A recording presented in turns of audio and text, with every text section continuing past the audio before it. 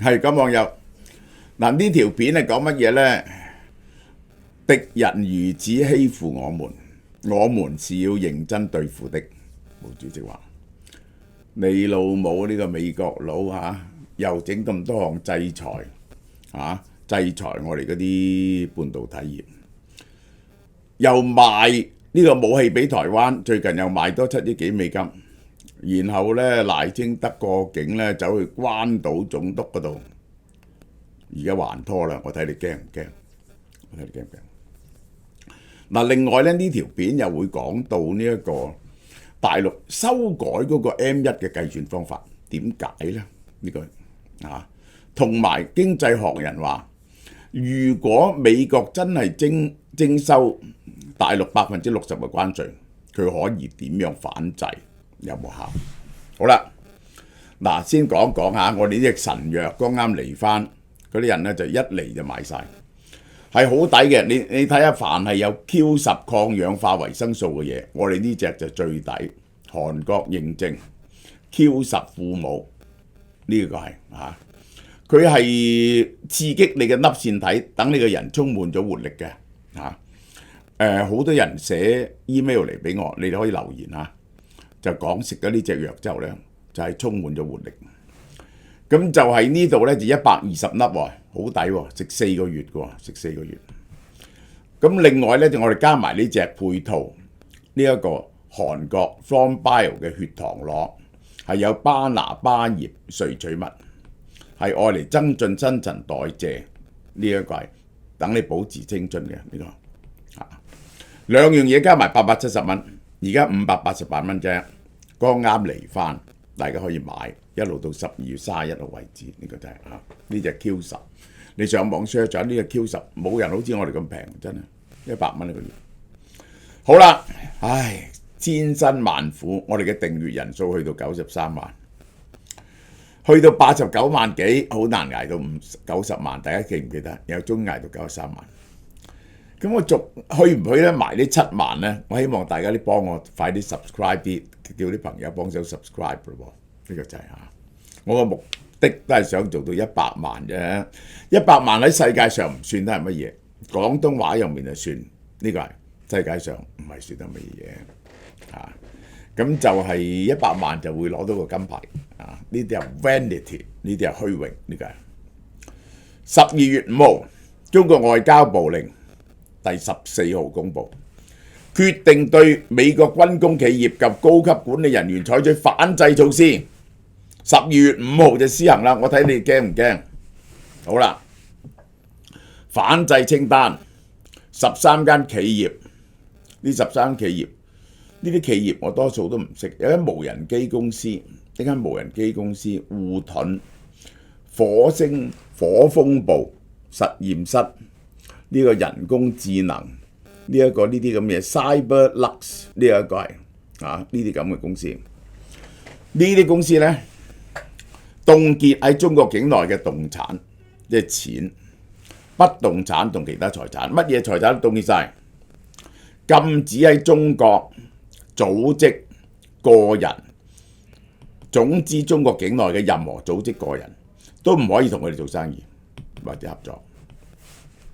我問你驚唔驚？好啦，高級管理人員有6個，呢個係雷神嘅高級人員，雷神嘅。呢個貝爾陸上武器系統、聯合技術系統、數據鏈解決方案，呢啲係提供數據鏈解決方案。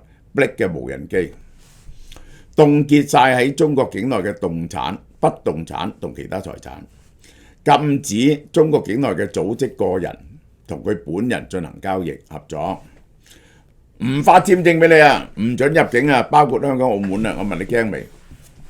為咗呢班人咧就冇錢喺中國，亦都做武器咧真係唔准嚟中國旅行嘅，同香港旅行嘅，太過危險嘅。呢個係2025年1月起我解釋呢單嘢俾大家聽。中國人民銀行修訂咗 M1 嘅統計口徑，加咗2樣嘢來，個人嘅活期存款紅簿仔。同非銀行支付系統嘅客戶備用金，即係乜嘢？擺喺支付寶入邊，嗰啲有啲餘額喺度，隨時可以買嘢嗰啲，就叫非銀行支付系統嘅客戶備用金。修訂後 M1 包括流通中嘅貨幣、現金、單位嘅活期存款、政府或者公司、個人活期存款同非銀行支付系統嘅客戶備用金都叫做 MO。人行話個人活期存款呢，以前唔係擺入 M1 嘅，因為唔可以即刻攞嚟用啊嘛。你有個紅簿仔，你要攞咗啲錢先可以出嚟用嘅。但係而家呢，移動支付發展呢已經可以用咯。咁呢個又係嘅，即係你可以用，然後呢就喺度扣你個紅簿仔錢。非銀行支付機構支付寶，譬如客戶備用金係可以即刻用嘅，因此納入 M1。呢次修訂係想適應金融市場同金融創新發展，梗係講呢啲冠冕堂皇嘅説話啦。實在係點解呢？修訂後 M1 更加全面，更準確反映即時支付能力同流動性水平。呢啲咧講嚟冠冕堂皇。首次公佈修訂後嘅數據咧，2月上旬就發表啦，然後公佈翻2024年1月以來嘅 M1 餘額，追翻一年，講翻一年發生過咩事。當然啦，個實際問題咧就因為 M1 竟然呢幾個月咧係大跌。10月 M1 減 6.1， 比上個月減幅縮小咗 1.3， 係年內首一次增速回升。M1 同 M2 嘅剪刀差都有所收窄，但我講俾大家聽，發生咩事先？呢個就係 M2 啊。M2 咧一路係有增長嘅，M1 去到呢度，由呢開始忽然間大跌，跌6點幾個 percent， 即係咩意思啊？即係嗰啲人咧唔再將啲錢擺咗喺 current account， 因為咧佢唔預備用啊，嗰啲錢咧就擺咗落去呢個定期存款，或者嗰啲理財產品，或者嗰啲債券上邊咁樣即係乜嘢啊？所以咧 M1 咧就下跌，即係個 intention to spend 或者 invest 減低，呢個就直接引起通縮。嗰啲人拎去還債，拎去長期定期存款，咁 M1 咪跌咯。M1 一跌，即係佢哋冇短期嘅意願，短期意願攞啲錢去使或者投資嘅減低。呢個最好嘅證明就係證明呢個通縮，呢個就係通縮嘅解釋，通縮嘅證據。根據測算，2024年10月修訂後嘅 M1 餘額係105億，係跌咗 2.3%。大家睇下，呢一個就係嗰個修訂口徑，調整後、調整前呢個就係呢條線。調整後冇咁犀利，換個計法。我要講翻呢個咧就唔係第一次咁做啦。當嗰個青少年失業率跌到21點幾個 percent 咧，佢又即刻封咗關。半年後咧就恢復翻，就改咗個計法，就唔計任何有學翻嘅人，即係在職嘅18歲以上嗰啲想揾工嘅人係唔計，無論揾工嘅人係唔計。咁樣咧過咗7-8個月咧，佢就重新公佈翻個失業率咧就變咗16%。而家咧個 M1 係證明你通縮，佢咧就改咗個 M1 計算方法，等佢個通縮咧就冇咁嚴重。修訂後嘅 M1 嘅增速咧就絕對高過舊規則嘅 M1 增速。個剪刀差 M1 同 M2 嘅分別由13.6% 跌到9.83%，好睇啲。但呢個合唔合理呢？我哋睇下美國包括流通中嘅現金、支票戶口，定係支票戶口同埋旅行支票，包括支票戶口可轉讓嘅活期存款可以撥出嚟嘅，包括即時支付嘅工具，呢個係國際標準。中國修訂前流通中嘅現金、單位活期存款、個人信用卡存款，呢個好細嘅，唔包括個人活期存款，佢比較窄嘅，佢嘅定義比較窄嘅。而家咧就加埋流通中現金、單位活期存款、個人活期存款、非銀行支付嘅備用金，新增咗呢兩樣嘢。日本係點呢？係包括咗活期存款啊，同國際標準似。英國咧流通現金、活期存款可以轉讓嘅呢個支票，同美國似。德國就係流通中嘅現金、隔夜存款，呢個歐洲中央行嘅定義。好啦，改咗個計法，個通縮係冇咁嚴重啦，唔係。2024年10月1號，《經濟日報》報導中國面對 Donald Trump 徵收60%關稅，可以點樣對付呢？呢個經濟學人講，第一，可能經過重組全球供應鏈，將生產基地轉移去第三國，以減少對美國市場嘅依賴。呢一種做法就似日本。日本經過咗呢一個係呢一個廣場協議之後呢，日元嗰陣時好貴，日本咧就將啲廠設去全世界周圍設廠，當地做當地賣。Toyota、Honda 都係喺美國賣啦，所有嗰啲廠全世界去設，呢個就係咁樣嘅時候呢，就係美國公司依然都賺到錢，但係呢，就係美國工人能夠得益呢就好少啦。呢種做法就係咁，同埋中國去人哋度投資，人哋歡唔歡迎你呢？呢個好多敏感嘅企業行業咧就唔歡迎你嘅。中國可能直接進入美國製造，增加本土嘅投資，直情搬去美國呢個就搬去其他國家。咁咧就搬去其他國家，減少對美國市場嘅依賴，喺嗰度生產，喺嗰度賣。搬去美國，北京可能增加內需。減少對出口市場嘅依賴，嗱呢個講30年，內需咧一路都增加唔到。點樣增加內需呢？加大基礎設備建設，再起多啲基建，呢個梗係唔得啦。促進科技創新，用創新 productivity 嚟帶動，提高居民收入。點樣提高居民收入？刺激國內消費。增強經濟生產力，刺激內需，投資科技，投資基建，刺激國內消費。我陣再解釋。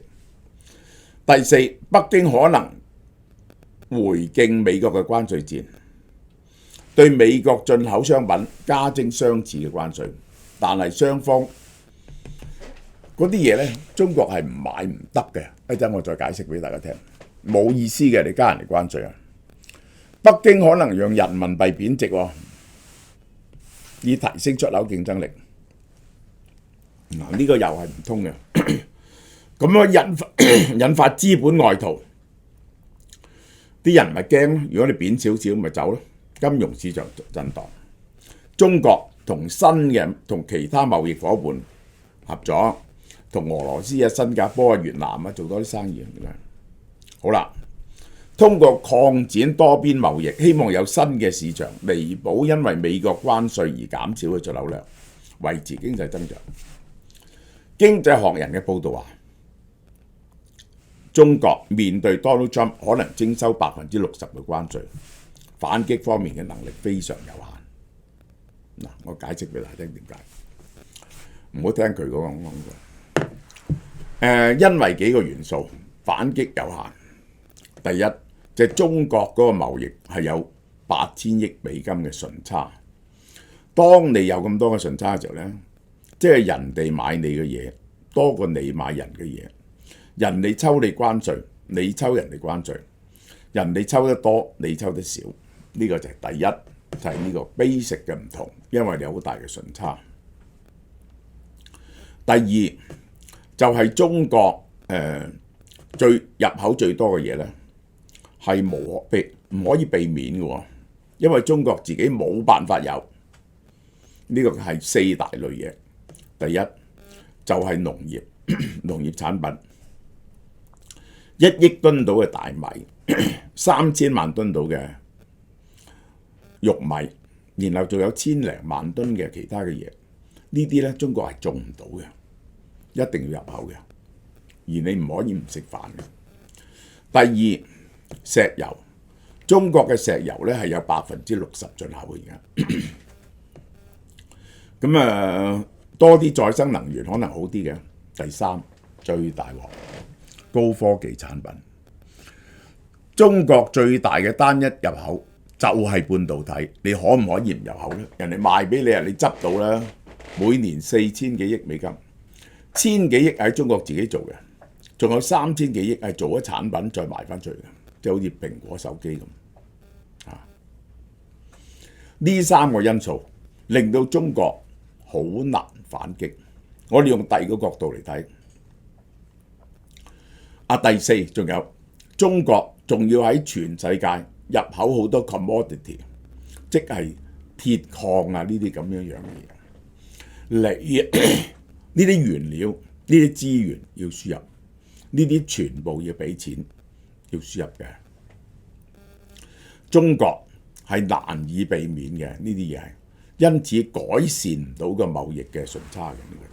亦都因為咧，中國咧就好倚仗外邊呢幾樣嘢，中國係冇辦法自己做嘅。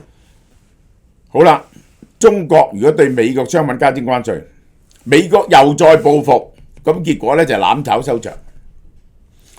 中國佢都講高端技術依賴外部供應，冇辦法自足自給。我都講啦，不但止半導體冇辦法自供自給，呢個係半導體。仲有呢個高級數碼機床、數控機床，呢個係高鐵嘅轆啦。舉個例高鐵嘅轆啦，仲有高鐵嘅螺絲啦。呢啲嘢全部要入口，你係高度依賴外邊。即係咧，美國有冇嘢係一定要同中國買？冇咗中國嘅嘢唔得嘅咧？冇。美國係全世界最容易自給自足嘅國家。因為佢能源、高科技呢啲嘢咧，佢自己都有，糧食自己都有。而中國有冇啲可以唔入口嘅嘢咧？而家入口嘅嘢全部都係不可取代嘅，糧食、能源呢個原材料，呢個鋼砂呢啲咁嘢，鐵砂、鋁呢一個鋰電池啲咁嘢同埋高科技半導體。不能擺脫，尤其是半導體同 AI 冇自主水平。舉個例你就知，即係你嘅手機能夠賣得咁就華為最近嗰隻 Mate 70咧，都係用初階嘅7納米製程，結果出嚟跑分咧就好差，比起人哋嚟講好差。咁但係小米、Vivo 同 OPPO 咧就係用緊高通同埋聯發科嘅5G 晶片 CPU， 你可唔可以唔同佢哋買？你可唔可以唔同佢哋買？如果一唔同佢哋買，用翻中芯自己做嘅半導體，即係跑分，即係10年前嘅 Apple 11，咁你個世界市場就輸晒㗎咯。出咗中國，喺中國人哋吹你唔漲，出咗中國。小米、OPPO、Vivo、榮耀，仲賣唔賣得出啲機器？如果你唔要美國嘅半導體，用中芯嘅半導體，中國嘅供應鏈多元化未完善，好難將生產基地轉去其他國家，好難將生產基地轉去國家。更加冇辦法，而家夾硬輸咗去越南柬埔寨泰國、馬來西亞，其實係轉埋翻去美國。點解呢？根本世界上最俾得起錢買嘢嗰個咧就係美國，佢一張單咧好大嘅，同埋咧就係可以容許你有多啲孖展嘅。呢個係歐洲啲單咧就好濕碎，其他地方你賣俾啲窮嘅地方有乜用咧？佢都冇錢消費。呢個人民幣貶值，可能資本外逃，跟住哇人民幣會貶值，個個咪攞錢走。金融市場動盪都唔係呢個問題。而家呢個 Donald Trump appoint 呢個首席經濟貿易代表咧，佢話明啊，如果你貶值咧，我就加多啲你稅，你咪貶20%，我加翻你40%。點解佢要加翻你啊？因為如果你貶值咧，即係你嘅貨繼續平啊，你嘅貨繼續平入去，咪衝擊美國市場咯。呢個就係好啦，政府唔可以調控空間，貶值咧係導致金融風險加劇。中國政府嘅政策工具有限，好難對付高壓關稅。可以話俾你聽，如果呢個真係徵60%關稅，我只可以講話真係徵60%關稅，中國嘅 GDP 啊係一定陷入負數，起碼唔見咗2-3個百分點。當然啦，我係認為如果真係加中國60% 關稅，加拿大、墨西哥加25% 通脹咧，關稅咧，美國嘅通脹捲土重來。好啦，習近平需要喺內部經濟穩定同外部壓力之間取得平衡，點樣去應付外在嘅壓力，而唔好激嬲美國繼續大家一路升級，升到影響呢個內部經濟穩定。任何反擊措施都能帶來更多嘅不確定性同風險。你知Donald Trump 唔係講少喎，一夜之間就可以反面喎，再抽你100% 關稅喎。中國出口增長依然受美國市場嘅重大影響，冇得扭轉。因為咧真係買咁多嘢高級消費嘅咧，全世界只得美國，其他地方都係冇咁重要嘅，包括歐盟在內。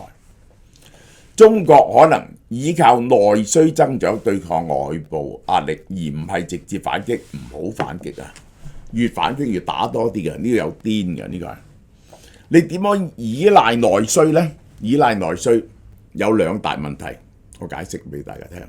第一就係貧富懸殊好犀利，啲錢集中喺少數人手上，於是個消費不足。呢個第二就係嗰啲社會福利唔夠，嗰啲人好冇安全感，尤其是對經濟非常樂觀轉為非常悲觀，啲人更加係要喺度減緊債，唔肯借錢，於是個經濟就會咁疲弱。好啦，呢個係中國應對貿易戰壓力嘅常用策略，短期內係難以緩解來自美國嘅經濟衝擊。我話俾你聽。如果美國真係抽佢60%嘅關稅，而你賣去東南亞國家、賣去墨西哥國家嗰啲，又要增加60%嘅關稅，即係你冇得迴避。我話俾你聽，呢個就係你冇得唔可以貶值。呢個係中國嘅境況係非常之大鑊嘅。雖然中國嘅貿易順差好大，但係過度依賴外部市場，因此冇乜力反擊，而自己嘅經濟係非常之脆弱。習近平喺面對 Donald Trump 關稅政策嘅時候咧，反擊手段有限，最好謹慎啲，唔好搞到佢彎晒。習近平咧有句説話係佢哋啲北方話嚟㗎，打得一拳開，避免百拳來。佢永遠都相信要還手嘅，即係人哋打你一拳咧，你要打翻佢一拳。如果唔係咧，佢人哋打你100拳㗎。當然我認為唔係啦。如果對方嗰係太神，佢打你一拳咧，你最好就道歉，就唔好打翻佢一拳。好啦，嗱，我呢隻 NMN 咧，我自己食緊嘅嚇，1088蚊8折，佢包埋美膚產品嘅，再送一個雙重免疫益生菌俾你，值298蚊嘅，啊，870蚊，再送200幾蚊俾你，即係500蚊到嘅啫，即係600蚊到嘅啫。呢個嘢係好抵嘅，好嘛？而且係名廠出產，好嘛？多謝大家。